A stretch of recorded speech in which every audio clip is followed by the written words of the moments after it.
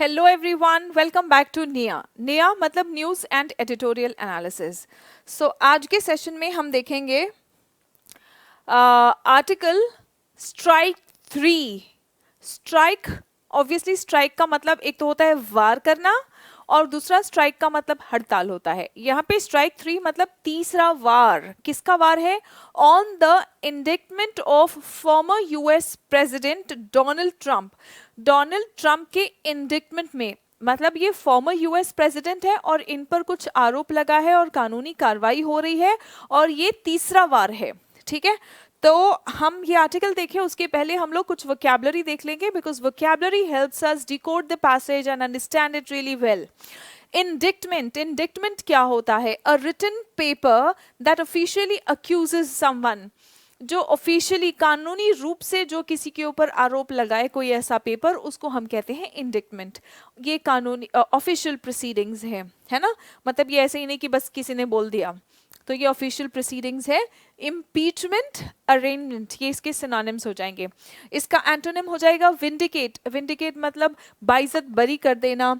Exonerate यानी दोष मुक्त कर देना। किसी के ऊपर कोई दोष लग रहा था, एक्यूजेशन लग रहा था, उसको आपने मुक्त कर दिया तो हम उसको कहते हैं एक्सोनरेट कर देना, विंडिकेट कर देना, किसी को सही साबित कर देना।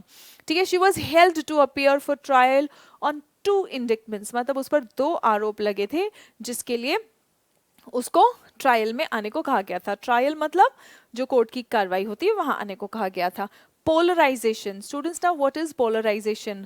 हम इसको ऐसे समझेंगे, अर्थ के 2 पोल्स हैं, है ना। तो सेंटर की ओर लोग रहेंगे, इक्वेटर की ओर रहेंगे तो वो पोलराइजेशन नहीं है। लेकिन लोग जब सेंटर की ओर जाएंगे, है ना, सॉरी पोल्स की ओर जाएंगे, एक्सट्रीम्स की ओर जब जाते हैं तो उसको पोलराइजेशन कहते हैं। पॉलिटिकल पोलराइजेशन क्या है? राजनीति में जब 2 विपरीत विचारधाराएं हैं, बिल्कुल विपरीत विचारधाराएं हैं, मान लीजिए एक लेफ्ट ओरिएंटेड पार्टी है और एक राइटिस्ट पार्टी है ना। सो लेफ्टिस्ट और राइटिस्ट के बीच में अब पोलराइजेशन होने का मतलब क्या है कि दोनों एकदम कट्टर हो रहे हैं अपने अपने स्टैंड को लेके। That is called polarisation. अब यहाँ पे इसका मतलब आप क्या समझ सकते हैं कि यहाँ पे डिविजन हो रहा है, यहाँ पे डिवाइड हो रहे हैं लोग। ठीक है, पोलराइजेशन कम होने का मतलब कि लेफ्टिस्ट वाले सोच रहे हैं कि चलो थोड़ा सा हम कॉम्प्रोमाइज करें, राइटिस्ट वाले सोच रहे हैं थोड़ा हम कॉम्प्रोमाइज करें, और मिलजुल के काम हो रहा है, कोऑपरेशन है, यूनिटी है। लेकिन पोलराइजेशन हो रहा है मतलब दोनों एक दूसरे से दूर जा रहे हैं, मतलब अपने अपने स्टैंड पर वो अड़ रहे हैं। So polarization is the fact of people or opinions being divided into 2 opposing groups. 2 opposing groups में बिल्कुल divide हो जाना। ठीक है, separate होना, part होना, divide होना, ये सब इसके synonyms आ जाएंगे। और इसका antonym होगा merge, unify या फिर combine। merge, unify या फिर combine. There is now more polarization and less cooperation. जितना ज्यादा polarization होगा उतना कम cooperation होगा between the political parties. Retention का मतलब क्या होता है? रिटेन करना। रिटेन करना मतलब आजाद ना करना, अपने पास ही रख लेना या कैद में रखना। ठीक है, the action of keeping something और बीइंग केप्ट। ठीक है, इसके सिनोनिम्स हो गए कन्फाइनमेंट। कन्फाइनमेंट मतलब प्रिजन में रखना, कन्फाइन करके रखना, सीमित करके रखना। ठीक है, डिटेन करके रखना, डिटेनमेंट, है ना। और एंटोनिम क्या होगा? रेलिंक्विश कर दिया, आजाद कर दिया, सरेंडर कर दिया। ठीक है, now studying is one of the best ways to increase your retention of information.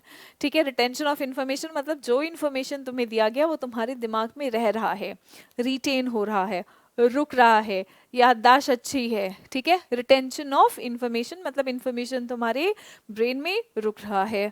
ठीक है, जल्दी जल्दी भूल जा रहे हो, एक तरफ से मैम बोल रही हैं अब तुम सुनते सुनते जा रहे हो और भूलते जा रहे हो, तो रिटेंशन ऑफ इंफॉर्मेशन कम है। ठीक है, आई होप अब आपको रिटेंशन का मीनिंग समझ आ गया।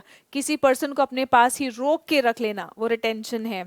ठीक है, कन्फाइनमेंट है ये यूजुअली मतलब आप कोई जोर जबरदस्ती से वगैरह करते हैं, अगर किसी को हम कन्फाइन कर रहे हैं, इम्प्रिजन कर रहे हैं, डिटेन कर रहे हैं, ठीक है, वहां पे ये वर्ड्स यूज होते हैं। Felony, what do we mean by felony? Felony घोर अपराध होता है। ठीक है, फेलनी इज घोर अपराध, serious crime which can be punished bye 1 और more years in prison। ठीक है, अब घोर अपराध है फेलनी मतलब ऑफेंस या फिर क्रिमिनलिटी। एंटोनिम क्या होगा? लीगलिटी या obedience.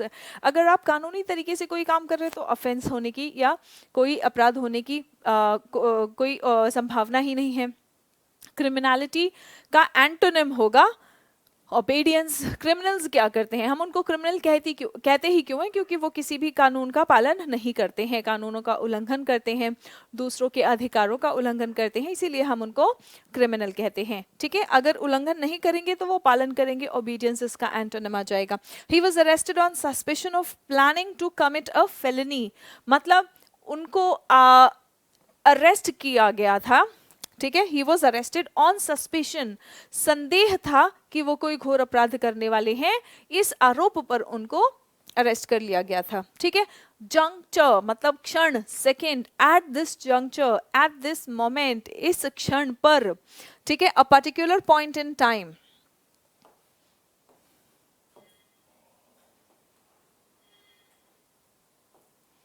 A particular point in time. ठीक है, exigency, turning point, gap, separation और फिशर इसके एंटोनिम में आ जाएंगे। ठीक है, गैप, सेपरेशन या फिशर इसके एंटोनिम में आ जाएंगे। The cricket match had reached a crucial juncture, cricket match जो है वो एक अहम महत्वपूर्ण मोमेंट पर, जंक्चर पर, क्षण पर पहुंच चुका था। ठीक है, कॉन्स्पिरेसी, कॉन्स्पिरेसी का मतलब क्या होता है? कॉन्स्पिरेसी मीन्स साजिश, अ सीक्रेट प्लान, षड्यंत्र, साजिश, इसको हम कॉन्स्पिरेसी कहते हैं। तो a secret plan by a group of people to do something bad और इलीगल, कुछ बुरा या कुछ गैर कानूनी करने के लिए कोई प्लान हो, षड्यंत्र हो, साजिश हो, उसको हम कॉन्स्पिरेसी कहते हैं। ठीक है, ट्रीसन, प्लॉट या फिर फ्रेम अप, एंटोनिम क्या होगा? षड्यंत्र, छुपके से करना पड़ता है क्योंकि गलत कर रहे हो, इसका एंटोनिम क्या होगा? ऑनेस्टी, सच्चाई, ईमानदारी, लॉयल्टी। अगर तुम लॉयल हो, ऑनेस्ट हो, तो षड्यंत्र करने की जरूरत ही नहीं पड़ेगी, है ना। I suspected that he was involve in the conspiracy, I suspected, मुझे संदेह था कि वो किसी न किसी षड्यंत्र में इन्वॉल्व है, मिला हुआ है। Tampering, what do we mean by tamper? Tamper मतलब छेड़छाड़ करना किसी डॉक्यूमेंट से, किसी गवाह सबूत से, एविडेंस से। एविडेंस टैम्परिंग मतलब गवाह को बदलने की कोशिश करना, गवाह या सबूत के साथ में छेड़छाड़ करना। Interfere with in order to cause damage और make unauthorised alterations. Fiddling, infringing, fiddle करना, इन्फ्रेंज करना, ये सब इसके सिनोनिम्स है। एंटोनिम है अवॉइड करना, इग्नोर करना। Any tampering with the system risks making it less effective, यानी अगर कोई सिस्टम चल रहा है उसके साथ में हम टैम्पर कर रहे हैं, टैम्परिंग कर रहे हैं, तो वो क्या करेगा कि कोई सिस्टम ऑलरेडी चल रहा है उसके साथ में तुम छेड़छाड़ कर रहे हो, तो वो सिस्टम हो सकता है कि कम इफेक्टिव हो जाए, उसकी इफेक्टिवनेस को हम कम कर बैठेंगे ऐसा करके, राइट। वैंडलाइज करना मतलब क्या? What do we mean by vandalise? Vandalise मतलब तोड़फोड़ करना। ये यूजुअली वैंडल, आप देखो ये वर्ड वैंडल गुंडे जैसा साउंड कर रहा है ना, तो जहाँ पे गुंडे पहुंच जाते हैं वो क्या करते हैं? वहाँ पे तोड़फोड़ मचा देते हैं, दैट्स कॉल्ड वैंडलाइज करना। वहाँ पे प्रॉपर्टी तोड़ने फोड़ने लग जाते हैं, दंगा फसाद करने लग जाते हैं, आग लगाने लग जाते हैं, दैट्स कॉल्ड वैंडलाइज करना। ठीक है, so to intentionally damage property belonging to other people, दूसरों की प्रॉपर्टी है, वहाँ पे तोड़फोड़ करने में दर्द भी नहीं होता। अपने घर की प्रॉपर्टी तोड़फोड़ करो तो समझ भी आता है ना, दूसरों की अपनी बनाई हुई चीज तोड़फोड़ करोगे तो तकलीफ भी होगा, दर्द भी होगा, है ना, बिकॉज यू नो आपको उसे बनाने में कितना समय, कितना एफर्ट, कितना मेहनत, कितना पैसा लगा है। दूसरों की प्रॉपर्टी तोड़फोड़ करते वक्त गुंडों को दर्द नहीं होता, है ना। सो वैंडलाइज करना, दूसरों की प्रॉपर्टी ही बेदर्द होके तुम तोड़फोड़ मचा सकते हो, राइट, अदर पीपल। डिफेस करना, डेमोलिश करना या रेज करना। ठीक है, एंड एंटोनिम्स क्या होगा? Protect and preserve. All the phone boxes in this area have been vandalised. Phone boxes यहाँ पे फोन बूथ्स, जो टेलीफोन बूथ्स पहले हुआ करते थे, है ना, तो वो सब इस एरिया के वैंडलाइज कर दिए गए हैं, मतलब तोड़फोड़ कर दिए गए हैं। नाउ डिनाउंस करना मतलब क्या होता है? डिनाउंस करना मतलब आलोचना करना, क्रिटिसाइज करना। डिनाउंस मतलब आलोचना करना, क्रिटिसाइज करना। टू क्रिटिसाइज समवन और समथिंग स्ट्रांगली एंड पब्लिकली, खासकर अगर पब्लिक में आके किसी की आलोचना कर रहे हो, दैट्स कॉल्ड डिनाउंस। ठीक है, कैस्टिगेट, डिक्राई, विलिफाई, बिस्मर्च। ठीक है, नाउ एंटोनिम्स है अप्रूव करना, एंडोर्स करना, सपोर्ट करना, समर्थन करना। किसी चीज को अनुमति देना, अप्रूव कर रहे हो मतलब अनुमति दे रहे हो। तो जब किसी चीज को आप क्रिटिसाइज कर रहे हो, पसंद नहीं करते हो, तब आप उसकी आलोचना करते हो। जब किसी चीज को हम पसंद करते हैं, उससे सहमत होते हैं, तो हम उसे अप्रूव करते हैं, हम उसे ये क्या कहते हैं, एंडोर्स करते हैं, सपोर्ट करते हैं, समर्थन देते हैं उसे, ठीक है। The actor has been denounced as a bad influence on young people. Actor को जो है डिनाउंस किया गया है, पब्लिकली उसको क्रिटिसाइज किया गया है, ये कहते हुए कि ये युवाओं पर एक बुरा प्रभाव डाल रहे हैं। Bad influence on young people. Cohort किसको कहते हैं? Group of people. Cohort is a group of people, ठीक है। एक लोगों के समूह को कोहोर्ट कहते हैं। With a shared characteristic, with a shared characteristic. Partner in crime, ally, associate, ठीक है। इसका एंटोनिम्स क्या होगा? जो आपके ग्रुप में शामिल है, तो ऑब्वियसली तभी तो ग्रुप बन रहा है आपका, ठीक है। जो आपके ग्रुप में शामिल नहीं है, तो वो आपका ओपोनेंट होगा, आपका राइवल होगा, आपका विरोधी होगा। A cohort of civil servants patiently drafting legislation, ठीक है। सिविल सर्वेंट्स के एक कोहोर्ट यानी ग्रुप ऑफ सिविल सर्वेंट्स जो है वो पेशेंटली, धैर्यपूर्ण तरीके से एक लेजिस्लेशन ड्राफ्ट कर रहे हैं, मतलब कोई लॉ बना रहे हैं। अनप्रेसिडेंटेड, ये वर्ड कई बार आपके न्यूज़पेपर में आता है। अनप्रेसिडेंटेड का मतलब होता है अभूतपूर्व, जो पहले कभी नहीं हुआ। वो अगर होता है तो हम उसे कहते हैं अनप्रेसिडेंटेड, अभूतपूर्व, नेवर हैविंग हैपेंड और एग्जिस्टेड बिफोर। अनयूजुअल, नया है वो, ऑब्वियसली पहले कभी नहीं हुआ। कोरोना एक अनप्रेसिडेंटेड टाइप ऑफ वायरस है ना, मतलब पहले कभी नहीं हुआ। इसीलिए आपने कई बार ये वर्ड न्यूज़ में ज़रूर सुना होगा, इज़ अ नोवेल वायरस, है ना। वो एक नोवेल वायरस है। नोवेल मतलब नया। अजीब, अजीब इसलिए क्योंकि नया है, हम नहीं जानते हैं उसको, है ना, इसीलिए हमारे लिए वो स्ट्रेंज है, अजीब है। नोवेल, न्यू, अनयूजुअल, ये सब इसके सिनोनिम्स हैं। एंटोनिम होगा फेमिलियर, आप उससे वाकिफ है, अब हम सब उससे वाकिफ है, लेकिन जब शुरू शुरू में आया था तब किसी को नहीं पता था क्या है वो, है ना। ओल्ड, हैकेनेड, हैकेनेड घिसा पिटा, कई बार रिपीट हो गया, तो उसको हम कहते हैं हैकेनेड। We entered an age of unprecedented prosperity, हम एक ऐसे एज या युग में हम एंटर कर चुके हैं जहां अनप्रेसिडेंटेड प्रॉस्पेरिटी है। प्रॉस्पेरिटी संपन्नता, अनप्रेसिडेंटेड अभूतपूर्व संपन्नता, मतलब पहले कभी इतनी संपन्नता नहीं थी। ऐसी संपन्नता के युग में हम एंटर कर चुके हैं। Bipartisanship, bipartisanship is concerning or involving two different political parties. Bi party, दो पार्टी, बाय पार्टीसानशिप, जहां पे दो पार्टियों का वहां पे संबंध है या लेना देना है, ठीक है। Sovereign, non aligned, partisan, bipartisan, partisan, इसका एंटोनिम हो जाएगा, ठीक है। Government leaders hope to achieve a bipartisan foreign policy, ठीक है। बिजर्नेस, विचित्रता, अजीब चीज, ठीक है। Bizarreness, the quality of being strange और अनयूजुअल, आउटलैंडिश, वियर्डनेस। एंटोनिम्स होंगे आउटडेटेडनेस, ठीक है। कोई चीज आउटडेटेड है या कॉमन है, या तो कोई चीज आउटडेटेड, इतनी ज्यादा पुरानी हो गई है, या फिर वो कॉमन है बहुत, है ना। डिस्पाइट द बिजर्नेस, यानी अजीब होने के बावजूद, बिजर्नेस ऑफ द सिचुएशन, इस परिस्थिति के अजीब होने के बावजूद, I felt entirely at ease, मतलब ये सिचुएशन मेरे लिए बहुत अजीब था, लेकिन फिर भी मैं एट ईज थी, मतलब मैं कंफर्टेबल थी, मैं पैनिक नहीं हो रही थी, ठीक है। Coming to the next one, exceptionalism. Now, what do we mean by exceptionalism? The condition of being different from the norm. Norm मतलब जो हमेशा चलता है, चलता आया है। प्रथा, norm का मतलब होता है प्रथा, तो प्रथा से अलग होना, हटके होना, ठीक है। दूसरों से अलग होना, हटके होना, that is exceptionalism, ठीक है। that is exceptionalism. हम देखो, हम बोलते हैं ना, he is an exception, वो अलग है, अपवाद होना, ठीक है। अपवाद, एक्सेप्शन मतलब हटके होना, अलग होना। एक्स्ट्रा ऑर्डिनरी होना, नोटेबल या नोटवर्दी, एंटोनिम क्या होगा? नॉर्मल या फिर ordinary. American exceptionalism adds to the complexities of foreign policy, जो अमेरिका की एक्सेप्शनलिज्म है उससे फॉरेन पॉलिसी में क्या ऐड हो जाता है? कॉम्प्लेक्सिटी ऐड हो जाता है। हश मनी, हश मनी मतलब हश, मुंह बंद रखने के लिए, चुप रहने के लिए जिसको पैसे दिए जाते हैं उसको कहते हैं हश मनी। कोई भी बात अगर आपको किसी को चुप रखना है, उसको चुप रखने के लिए जो पैसे देते हैं, दैट्स कॉल्ड हश मनी, ठीक है। Money paid so that someone will keep information secret, चाहे कोई भी बात हो, अच्छी बात बुरी बात, उसको चुप रखने के लिए, मुंह बंद रखने के लिए जो पैसे देते हैं, दैट्स कॉल्ड हश मनी। ठीक है, so the company paid hush money to the victims to keep them quiet. कई बार क्या होता है कि कोई कुछ कंपनीज ऐसे होते हैं जहाँ पर कोई ना कोई एक्सीडेंट होता है या कुछ बुरा होता है, तो वो कंपनी क्या करता है, उन विक्टिम्स को पैसे दे देता है कि भाई चुप रहो, ताकि कोई आवाज़ ना उठाए या हमारे खिलाफ नेगेटिविटी ना हो। ठीक है, तो वो चुप रहने के लिए जो पैसे दिए उन्होंने विक्टिम्स को, that's called hush money. Shifting gear, gear shift करना मतलब क्या, आप देखो गाड़ी चलाते हो, आप गेयर शिफ्ट करते हो, मतलब to suddenly stop what you are doing and do something else. Gear shift करना मतलब जो तुम कर रहे हो उसको चेंज करके कुछ और करना। गेयर शिफ्ट करना, स्लो चलते रहते हो और तेज चलना है तो आप गेयर शिफ्ट करते हो, गेयर बढ़ा लेते हो, गेयर कम करते हो जब आपको स्लो डाउन करना है। तो जो कर रहे हो उसको चेंज करने को हम कहते हैं शिफ्ट गेयर।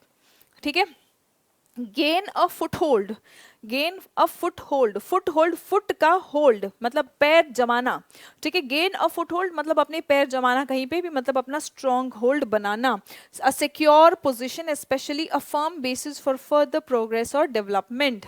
फर्दर प्रोग्रेस या डेवलपमेंट या कुछ भी जो काम आप आगे कर रहे हो वो काम आगे करने के लिए गेन अ फुट होल्ड मतलब अपने पैर जमाना। ठीक है, हम कहते हैं ना कि पहले अपने पैर तो जमा लो। ठीक है, कई बार आप गवर्नमेंट एग्जाम्स के लिए प्रिपरेशन कर रहे हो, तो हो सकता है आप यूपीएससी के लिए प्रिपरेशन कर रहे हो, लेकिन कई बार सजेशन आता है कि बैंक में, एसएससी में कोई तो जॉब ले लो, पहले अपने पैर तो जमा लो, है ना, क्योंकि यहाँ पे सिलेक्शन रेशियो फिर भी थोड़ा बेटर है दैन यूपीएससी। यूपीएससी में तो सिलेक्शन रेशियो बहुत ज़्यादा कम है, तो हम कहते हैं कि पहले अपने पैर तो जमा लो, right, gain a foothold. We are still trying to gain or get a foothold in the Japanese market. Japanese market में हम अपने पैर जमाने की अभी भी कोशिश कर रहे हैं। Call into, oh sorry, this is from the previous slide which is not important, right? Okay, so हमारा complete foundation batch, English का complete foundation batch है जहाँ पे 100 hours plus learning आपको मिलेगा। और ये 100 hours plus learning जो है ये क्या क्या include करता है, concepts, concept wise practice plus previous years, topic wise concept wise हम प्रीवियस ईयर्स भी डिस्कस किए हैं इसमें। ठीक है, इसके अलावा आपके वोकैबलरी के सेशंस डेडिकेटेड 20-25 आपके वोकैबलरी की क्लासेस हैं, और ऐसे ही कम से कम 20-25 आपके क्लोज टेस्ट, पैराजम्पल और कॉम्प्रहेंशन की डेडिकेटेड क्लासेस हैं। ठीक है, डेडिकेटेड हम इन्हीं टॉपिक्स को ही डिस्कस कर रहे हैं इस फाउंडेशन बैच में। अब आपके एग्जाम का जो भी टारगेट होगा उसके अकॉर्डिंग आपके पास ये प्लान्स है, 3 month, 6 month and 12 month plan, and you get a 10% off on each of these plans. Coming to the article now, strike 3, तीसरा वार on the indictment of a former US President Donald Trump. The US is witnessing extreme levels of political polarization of the electorate. Electorate मतलब जो वहाँ पे vote करने वाली जनता है, उनमें हमें देखने मिल रहा है एक्सट्रीम पोलराइजेशन। मतलब वहाँ पे जो दो पार्टी है, रिपब्लिकन्स एंड डेमोक्रेट्स, आप देख रहे हैं कि डेमोक्रेट्स और रिपब्लिकन्स इनका आपस में बहुत ज़्यादा डिविजन है, इनकी विचारधारा बिल्कुल मिल नहीं रही है, तो एक्सट्रीम पोलराइजेशन देखने को हमें मिल रहा है यूएस में। ठीक है, after facing prior charges, charges आरोप, प्रायर चार्जेस मतलब पहले जो इनके ऊपर आरोप लगे थे वो फेस करने के बाद, after facing prior charges related to hush money मतलब इनके ऊपर पहले आरोप लगा था कि इन्होंने पैसे दिए हैं किसी को मुंह बंद करने के लिए, paid to cover up an affair, इनका जो अफेयर था उसको कवर अप करने के लिए जो इन्होंने पैसे दिए थे, इसीलिए हमने यहाँ पे हश मनी का वर्ड यूज किया है। ठीक है, and the illegal retention of top secret documents, जो टॉप सीक्रेट डॉक्यूमेंट्स हैं वो देश की धरोहर होती है, उसको उन्होंने इलीगली अपने पास रख लिया था। ठीक है, तो ये भी इन पर आरोप लगा था। Former US president Donald Trump has been indicted मतलब अब इनके ऊपर कानूनी कार्रवाई हो रही है फॉर द थर्ड टाइम, अब इनके ऊपर तीसरी बार कानूनी कार्रवाई हो रही है। ठीक है, the most recent felony charges, और जो मोस्ट रीसेंट हाल ही के जो इनके ऊपर घोर अपराध के चार्जेस आरोप लगे हैं वो क्या है, स्टेम फ्रॉम, स्टेम का मतलब होता है जड़, स्टेम फ्रॉम मतलब उसका जड़ कहाँ है, जो भी हाल ही के घोर अपराध के इनके ऊपर आरोप लग रहे हैं उनकी जड़ कहाँ पे है, stem from allegations that he sought to block the peaceful transfer of power, जो पीसफुल ट्रांसफर ऑफ पावर हो रहा था, जब प्रेसिडेंट चेंज होते हैं तो पीसफुल ट्रांसफर ऑफ पावर जो होता है तो उसको उन्होंने रोकने की कोशिश की थी, ब्लॉक करने की कोशिश की थी. Block the peaceful transfer of power by seeking to overturn the results of the 2020. है ना, 2020 में जो रिजल्ट्स आए थे उसको ही पलट फेर करने की कोशिश किया था उन्होंने. है ना, ओवरटर्न करना मतलब उसी को पलटफेर करके कोशिश की थी उन्होंने. पीसफुल, जो शांतिपूर्वक ट्रांसफर ऑफ पावर हो रहा था उसको एक तरह से अड़चन पैदा करने की, ब्लॉक करने की कोशिश की थी इन्होंने. ठीक है. प्रेसिडेंशियल इलेक्शन 2020 वाला जो प्रेसिडेंशियल इलेक्शन हुआ था उसके रिजल्ट्स को ओवरटर्न करने की कोशिश की थी. विच करंट प्रेसिडेंट जो बाइडन वन. ठीक है, और वो जो इलेक्शन था उसको किसने जीता था? जो बाइडन ने. ठीक है. The 4 charges at this juncture मतलब इस वक्त उनके ऊपर जो 4 आरोप लगे हैं इंक्लूड, उसमें क्या क्या शामिल है? कॉन्स्पिरेसी, षड्यंत्र, टू डिफ्रॉड. डिफ्रॉड एक ही बात है. ठीक है, फ्रॉड करने की कोशिश करना, धोखा देने की कोशिश करना. ठीक है. विटनेस टैंपरिंग, विटनेस एविडेंस को छेड़छाड़ करने की, जो भी विटनेस या एविडेंस है उसको चेंज करने की कोशिश की. ठीक है, tampering. Conspiracy against the rights of citizens, जो वहाँ के नागरिक हैं उनके अधिकारों के विरुद्ध षड्यंत्र. Conspiracy against the rights of citizens and obstruction of and attempt to obstruct an official proceeding. कोई ऑफिशियल प्रोसीडिंग चल रही है, जो कानूनी जो कार्रवाइयाँ होती हैं या ऑफिस की जो कार्रवाइयाँ होती है उसको हम कहते हैं प्रोसीडिंग, तो उसको भी रोकने की कोशिश की. तो ये सारे आरोप उनके ऊपर अभी फिलहाल लगे हैं. ठीक है. The obstruction charges relate to the actions of mister Trump. अब जो ये ऑब्स्ट्रक्शन यानी अड़चन रोकने की जो चार्जेस लगे हैं किस चीज पर लगे हैं? मिस्टर ट्रम्प ऑन जनवरी 6, 2021, 6 जनवरी 2021 को, when he is alleged to have incited. Incite मतलब भड़काना, अलेज्ड मतलब कथित तौर पर कहा जा रहा है कि उन्होंने एक हिंसा भड़काई. इंसाइट अ वायलेंट मॉब, एक हिंसक ग्रुप को उन्होंने भड़काया. किस चीज के लिए भड़काया? To march on the Capitol buildings in Washington. जैसे भारत में पार्लियामेंट है तो वैसे वहाँ पे वॉशिंगटन में जो कैपिटोल बिल्डिंग्स है, जो एडमिनिस्ट्रेटिव और जो भी सारा लेजिस्लेटिव सारी जो मेन ऑफिसेस वगैरह है, वहाँ पे एक हिंसक मॉब को भड़का के भेजा. ठीक है, इसका उन पर आरोप लगा है. Even as lawmakers were meeting there to certify the election results. और वहाँ पर जो लॉ मेकर्स हैं, जो इलेक्शन के रिजल्ट्स आए हैं उनको सर्टिफाई करने के लिए वहाँ पे उनकी मीटिंग चल रही थी और वहाँ पे उस हिंसक भीड़ को भड़का के भेजा. ठीक है. एज रिक्वायर्ड बाय लॉ, जैसा कानून वहाँ पे कानून है कि जो भी इलेक्शन के रिजल्ट्स आए हैं उनको लॉ मेकर्स बैठ के सर्टिफाई करेंगे, पुख्ता करेंगे कि हाँ ठीक है ये रिजल्ट्स ठीक है. और जब ये मीटिंग चल रही थी तो उस टाइम पे वो कैपिटोल बिल्डिंग में वॉशिंगटन में भेज दिया गया था एक हिंसक भीड़ को भड़का के. ठीक है. The mob broke barricades. अब वो जो मॉब है उसने क्या किया? उसने बैरिकेड्स को तोड़ा एंड वैंडलाइज्ड कांग्रेशनल ऑफिसेस. वहाँ के कांग्रेस की जो ऑफिसेस हैं उनमें तोड़फोड़ मचाई. ठीक है. Vandalised congressional offices and property, injuring at least 140 law enforcement officers. लगभग 140 लॉ एनफोर्समेंट ऑफिसर्स को इंजर भी किया, घायल भी किया. A wide ranging justice department investigation has led to the arrest and prosecution of more than 1000 people said to be involved in one of the worst attacks on the very heart of US democracy. Heart of US democracy कहा जा रहा है क्योंकि वहीं से तो democracy जो है, जो यूएस की डेमोक्रेसी है वो हम वहाँ से उस चीज़ का एग्जीक्यूशन हो रहा है ना, एग्जीक्यूट हो रहा है वहाँ से डेमोक्रेसी. तो हम कहते हैं ना कि जो हार्ट है, जो जहाँ से सब कुछ शुरू हो रहा है डेमोक्रेसी का, जो भी वहाँ पे लोकतंत्र या लोकतंत्र से रिलेटेड जो सिद्धांत है वो वहीं से शुरू होते हैं और सीधा वहीं पर हमला किया गया है ना. तो इस आरोप में लगभग 1000 से भी ज़्यादा लोग जो इन्वॉल्व थे उन पर कानूनी कार्रवाई हो रही है. उनको अरेस्ट भी कर लिया है. Arrest and prosecution of more than 1000 people said to be involved in one of the worst attacks. ये one of the worst attacks कहा जा रहा है on the very heart of the US democracy. Beyond the charges, मतलब इन charges के अलावा beyond the charges in the most recent indictment, ये जो most recent indictment था इसमें इन चार्जेस के अलावा, beyond the charges, mister Trump is also likely to be slapped with charges.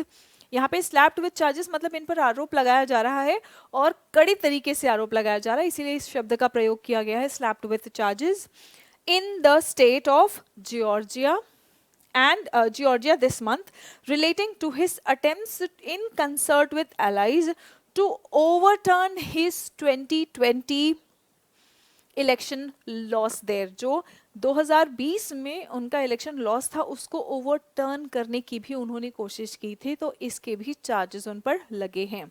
ठीक है, नॉट सरप्राइजिंगली मतलब इसमें कोई ताजुब की बात नहीं है। Not surprisingly mister Trump has denounced. अब ऑब्वियसली मिस्टर ट्रम्प ये तो बोलेंगे नहीं हाँ सही कह रहे हो, ये सब आरोप जो लगाए गए हैं मुझ पर वो सही है, वो डेफिनेटली बोलेंगे ये गलत हो रहा है मेरे साथ, है ना। तो इसको हम क्या कहेंगे, mister Trump has denounced. Not surprisingly, Mr. Trump has denounced the indictment as evidence of the corruption. अब वो कह रहे हैं कि ये तो भ्रष्टाचार का एविडेंस है, सबूत है, ये मैं नहीं मानता, ये सब आरोप जो मेरे ऊपर लगे हैं वो गलत हैं। ठीक है, corruption, scandal and failure of the Biden white house, जो बाइडन वाला व्हाइट हाउस है, कह रहे हैं कि ये सब गलत है, इनका करप्शन है, ये गलत चार्जेस मेरे पे लगा रहे हैं। ठीक है, and his lawyers have attacked it as being the first time that the first amendment has been criminalised. और उनकी जो लॉयर्स हैं, जो मिस्टर ट्रम्प के लॉयर्स हैं, वो बोल रहे हैं कि ये तो पहली बार है जो फर्स्ट अमेंडमेंट को क्रिमिनलाइज करने की कोशिश की जा रही है। ठीक है, US politics is already shifting gear as it enters the deep end of 2024। अब 2024 का डीप एंड एंटर कर रहा है और यूएस पॉलिटिक्स जो है वो गेयर शिफ्ट कर रहा है, मतलब जैसे चीजें हो रही थी वो नहीं हो रही, अब चीजें बदल रही हैं। ठीक है, presidential election cycle, presidential election वहां पे साइकिल है, तो इसका डीप एंड 2024 में आने वाला है। तो आपको भी पता है कि जब इलेक्शन आने वाला होता है तो आरोप प्रत्यारोप ये पॉलिटिकल पार्टीज का बहुत ज्यादा शुरू हो जाता है, तो वैसा ही कुछ यहाँ पे भी देखने मिल रहा है। Mister Trump leads by a significant margin the cohort of at least 14 Republican candidates seeking their party's nomination for the election। ठीक है, तो यहाँ पे 14 रिपब्लिकन पार्टीज है जो इलेक्शन में अपने पार्टी का नॉमिनेशन सीक कर रहे हैं, और ये 14 लोगों का ग्रुप जो है अच्छे खासी मार्जिन के साथ में मिस्टर ट्रम्प जो है वो लीड कर रहे हैं। ठीक है, लीगल एक्सपर्ट्स कहते हैं, लीगल एक्सपर्ट्स से that even if he is found guilty in one or more of the indictment cases, अब इनके ऊपर जो केसेस लगे हैं लीगल एक्सपर्ट्स ये कह रहे हैं कि अगर एक या एक से ज्यादा में वो आरोपी पाए भी जाते हैं तो there is nothing in the US constitution, US की कॉन्स्टिट्यूशन में ऐसा कुछ नहीं है जो उनको प्रेसिडेंट बनने से रोक सके। There is nothing that bars him from president की इलेक्शन में कंटेस्ट करने से रोक सके इन द 2024 इलेक्शन। ठीक है, चाहे उनके आरोप लगे, आरोप साबित भी हो जाए, तो भी यूएस की कॉन्स्टिट्यूशन में ऐसा कुछ नहीं है कि अगर किसी के ऊपर आरोप लगा है इस प्रकार का या साबित भी हो गया है तो वो प्रेसिडेंशियल इलेक्शन में खड़ा नहीं हो सकता, तो उनको ऑब्वियसली उनके ऊपर कोई रोक नहीं है। This could lead to unprecedented situation of the US.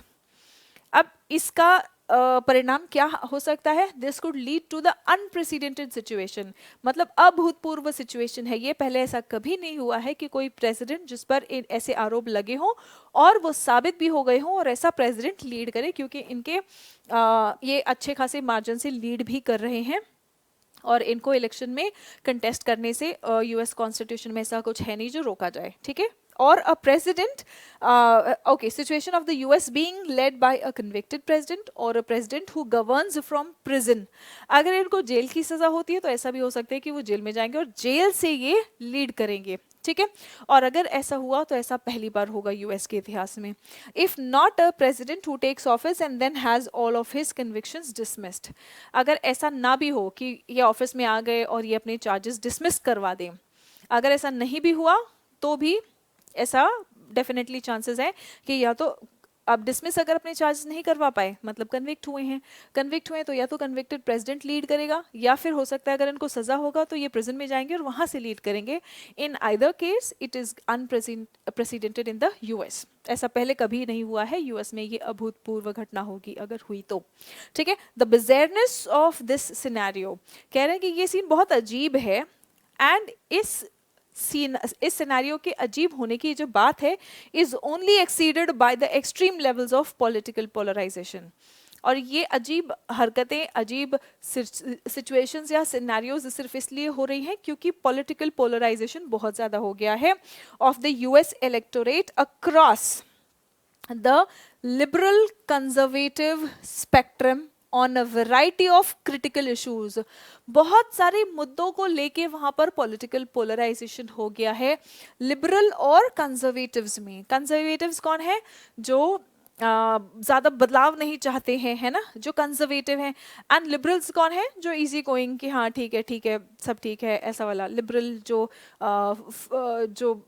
Freedom और राइट्स माइंडेड ज़्यादा होते हैं। ठीक है, तो इन दोनों का आपस में बहुत ज़्यादा ये कह सकते हैं असहमति हो गया है कुछ मुद्दों को लेके on a variety of critical issues. वो जो मुद्दे हैं वो बहुत क्रिटिकल है। कौन से हैं वो मुद्दे?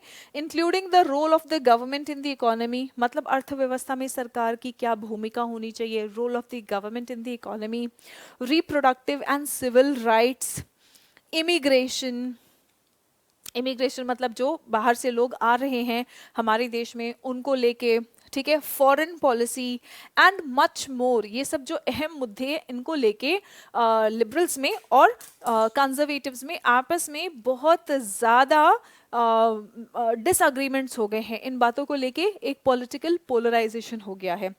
Unless bipartisanship somehow gains a foothold, bipartisanship, bi party, दोनों पार्टीज जो हैं वो मिलके काम करें उसको हम कहेंगे बाईपार्टिसानशिप। मतलब जब तक दोनों पार्टी मिलके काम नहीं करते, दोनों पार्टीज में कोऑपरेशन नहीं बनता, कोऑपरेशन की जड़ नहीं होती है, कोऑपरेशन गेन्स फुटहोल्ड गेन करना मतलब क्या है? अपनी पकड़ बनाना, है ना। तो जब तक दोनों पार्टीज के बीच में कोऑपरेशन हो और ये नहीं फुटहोल्ड बनाता है in this deeply conflicted polity, ये जो पॉलिटी है ये डीपली कॉन्फ्लिक्टेड है, जब तक ऐसा नहीं हो रहा है there is a real risk that US exceptionalism, जो अभी तक कहा जा रहा था कि यूएस सबसे अलग है ना, तो यूएस हटके है, तो ये जो यूएस एक्सेप्शनलिज्म है ये हो सकता है कि ये खत्म हो जाएगा अगर ये दोनों पार्टीज मिलकर काम नहीं करती। ऐसा इस सेंटेंस में कहा गया है। Unless bipartisanship somehow gains a foothold in this deeply conflicted polity, there is a real risk that US exceptionalism may soon be a thing of the past.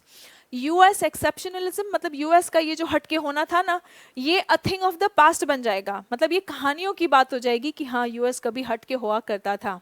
ठीक है, तो अगर ये दोनों पार्टीज में बाईपार्टिसानशिप मतलब नहीं होता है, कोऑपरेशन नहीं होता है, तो ऐसा होने का रियल खतरा है क्योंकि ये पॉलिटी जो है ये डीपली कॉन्फ्लिक्टेड है। Right students? ओके, बहुत ही अच्छा आर्टिकल था और वैसे ही बहुत ही अच्छे हमारे पास वोकैबुलरी भी है। ये सभी वोकैबुलरी अगर आप गौर करेंगे तो आपके एग्जाम्स में भी आती है, कॉम्प्रिहेंशंस में भी आती है। सो डिनाउंस, इंडिक्टमेंट, अनप्रेसिडेंटेड, वैंडलाइज्ड, फेलनी, ये सभी वर्ड्स हम बहुत अच्छे से डिस्कस कर चुके हैं पैसेज में भी, वोकैबुलरी के टाइम पे भी। और अब आपकी बारी है कि आप कॉलम बी में से इसके मीनिंग्स चूज करके कॉलम ए के साथ में मैच करें और comment in the comment section. That's it for today students. Thank you so much for getting connected. Keep learning, keep growing. नमस्ते, राम राम एंड जय हिंद एवरीवन।